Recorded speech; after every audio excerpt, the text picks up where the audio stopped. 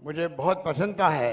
पूरे गुजरात के अंदर लोगों में खुशी की लहर है कि राहुल गांधी अपनी यात्रा छोड़ के वो दिल्ली भी नहीं जा रहे हैं और वो आए हैं आपके बीच में चुनाव के महत्व को समझते हुए कि गुजरात का चुनाव किसी भी रूप में कांग्रेस के लिए कम महत्व का नहीं है। ये चैलेंज है देश के जो हालात हैं, जिसके लिए राहुल गांधी का कारवां निकल पड़ा है पद यात्रा में। आज़ादी के बाद सबसे लंबी पद यात्रा, कठिन पद यात्रा, बहुत टफ है ये। 3,500 किलोमीटर की ये कारवां निकल पड़ा है। काय के लिए? क्योंकि पूरे देश के अंदर एक ही सबके जहन में बात है, महंगाई की भयंकर मार, कमर तोड़ महंगाई, बेरोजगारी हर परिवार को परेशान कर रही है, माँ बाप को भी, कि बच्चे का क्या भविष्य होगा जब ये पढ़ लिख जाएगा। तो कोई प्लान नहीं है भारत सरकार के पास में, एनडीए गवर्नमेंट के पास में। ना सरकारी नौकरी है और ना इन्वेस्टमेंट आ रहा बाहर का, बल्कि इन्वेस्टमेंट जा रहा है बाहर दुनिया के मुल्कों के अंदर। ये तमाम परेशानियों से घिरा हुआ देश है ये, और ऊपर से चैलेंज है डेमोक्रेसी को।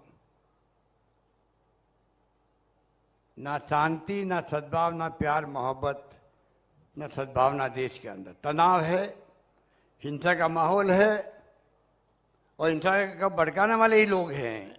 ये फासिस्ट लोग हैं, इनका कोई विश्वास नहीं लोकतंत्र के अंदर। मुखौटा पहन के लोकतंत्र में चुनाव जीतने वाले लोग हैं ये। उसके खिलाफ में राहुल गांधी की यात्रा है, जो पद यात्रा के रूप में कितना रेस्पॉन्स मिल रहा है पूरे देशवासियों का, आप कल्पना देखते हैं टीवी के अंदर। यात्रा का संदेश तो कुछ, यात्रा एक मार्ग निश्चित होता है। लोग कहते हैं गुजरात में क्यों नहीं यात्रा निकाली गई? अरे भाई, उनका मकसद पूरे देश व्यापी है, उसमें गुजरात भी आता है। गुजरात के हर गांव में, हर घर में मैसेज चला गया है, राहुल गांधी जी क्यों यात्रा निकाल रहे हैं, जिसकी आज जरूरत है पूरे देश को, चुनौती के रूप में हमारे सामने है।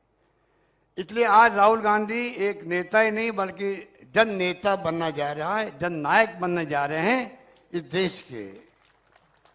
आप देखेंगे जन नायक के रूप में ये देश को नेतृत्व प्रदान कर रहे हैं। यात्रा के बाद में यात्रा ही रुकने वाली नहीं है। जो मुद्दे उठाए हैं चुनौतियों के रूप में, अर्थव्यवस्था गर्त में जा रही हो, कोई परवाह नहीं हो रही है सरकार को। 76 साल में क्या किया, ये जुमला अभी तक चल रहा है। कांग्रेस मुक्त भारत बनाएंगे। अरे कांग्रेस मुक्त भारत बनाने वालों, सुन लो, कांग्रेस आज भी राष्ट्रीय पार्टी जो पूरे 6 लाख गांवों के अंदर इकाइयां हैं। सरकार भले बन गई हो बीजेपी की, आज उनको कोई जानते ही नहीं दक्षिण के अंदर, नॉर्थ ईस्ट के अंदर वो राष्ट्रीय पार्टी नहीं है। तो बड़ी बड़ी बातें कर दावे करते हैं।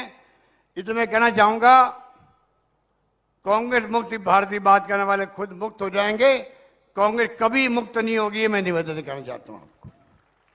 इसलिए मैं आपका आह्वान करूंगा, एक एक सीट का सवाल है। अभी राहुल जी का आप सुनेंगे विस्तार से। मैं आपको यही आह्वान करना आया हूं। पिछली बार ये आप लोगों ने खूब आशीर्वाद दिया राहुल जी को, हम सबको, और हम पहुंच गए थे, सरकार बनाने के कगार पर पहुंच गए थे। उन्होंने फाउल खेला सूरत के अंदर, नॉर्थ गुजरात के अंदर 10-15 सीटें कम रह गई, वरना आज सरकार उनकी नहीं होती 17 के अंदर। इतना प्यार आपने दिया राहुल जी को। और मैं आपको कहना चाहूंगा, इस बार तो उनकी यात्रा का संदेश जो घर घर में गया है, उसको आप आत्मसात कीजिए। इतनी सरकार विरोधी लहर मैंने कभी नहीं देखी आज तक, कभी किसी सरकार के अंदर। पूरा मंत्रिमंडल बदलना पड़ा इनको, मुख्यमंत्री सहित। इतिहास में कभी आज तक ऐसा कभी नहीं हुआ कि मंत्री नहीं, मुख्यमंत्री नहीं, तमाम मंत्री और मुख्यमंत्री सब बदल गए। आप बता दीजिए, इसका मतलब कोरोना के अंदर क्या हालात हुए, कितने लोग मारे गए। अरे जिप चढ़ती गई सड़कों पर, एम्बुलेंस के अंदर, कारों के अंदर, बोला नहीं देश। शराब नकली साहब ने मर गए 70 लाख, कोई परवाह नहीं करी गई। अभी मोरबी में 135 लोग मारे गए, हमने कोई आरोप नहीं लगाया। हमने कहा इतना ही कहा, आप हाई कोर्ट के सिटिंग जज से, रिटायर्ड जज से जांच करवाओ, सच्चाई सामने आएगी, एक्शन होगा। जिन लापरवाही करी तो आगे लोग भय में रहेंगे, गलती नहीं करेगा, वो भी इनको मंजूर नहीं। गुजरात हाईकोर्ट को लेना पड़ा, संज्ञान लेना पड़ा है। इसलिए आज मौका आपके सामने है सरकार बदलने का। 27 साल बहुत होते हैं। अब तो मोदी जी हर वीक क्यों आ रहे हैं यहाँ पर? जब से यूपी चुनाव जीते लगातार हर वीक यहाँ आते हैं और गांव गांव में फिर रहे। क्यों फिर रहे? यूथ मुख्यमंत्री पद, प्रधानमंत्री पद बहुत बड़ा होता है। गुजरात का प्रधानमंत्री है, अपना पे बड़ी बात है। आज यूथ क्या पड़ गई उनको, अमित शाह जी को किस प्रकार उतारा गया सब मंत्रियों को यहाँ पर। इसका मतलब है जमीन खिसक रही है, घबरा गई है बीजेपी, ये पूरी जान लगा रही है, भावना में बह करके आपको वोट लेने की कोशिश कर रही है। इस बार मैं आपसे अपील करूंगा, कोई भावना में नहीं बहे। सच्चाई है कि कुशासन चला 5 साल तक।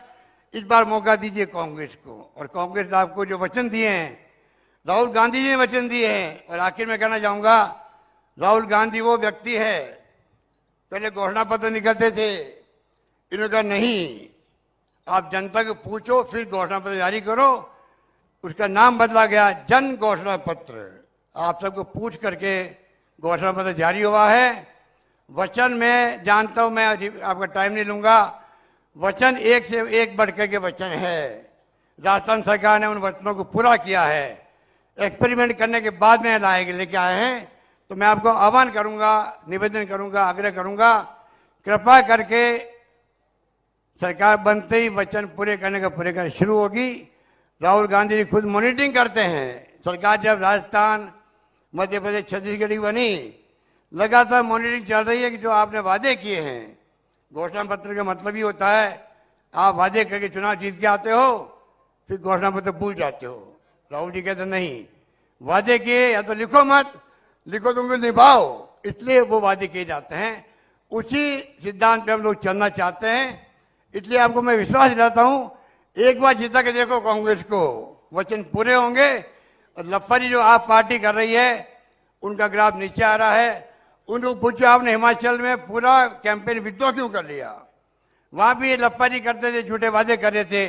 हिमाचल के अंदर केजरीवाल जी अचानक क्या हो गया, रोड शो किए, वादे किए, पूरा अपना बोरिया बिस्तर गोल कर लिया, ऑफिस बंद कर दिए, यहाँ आ गए, यहाँ झूठे वादे करने लग गए।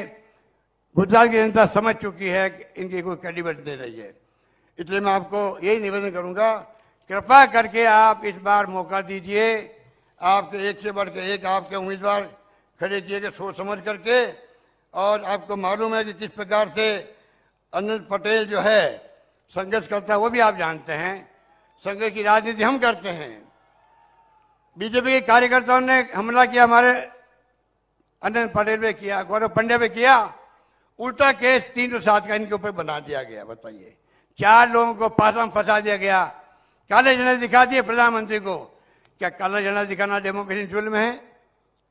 ये लोग सहन नहीं करते असहमति को, ये लोग सहन नहीं करते हैं आलोचना को। जबकि आलोचना और असहमति तो लोकतंत्र उसके बगैर चल नहीं सकता। इसलिए मैं कहना चाहूंगा कि अब समय आ गया है कि आप इन बातों का करार जवाब दें।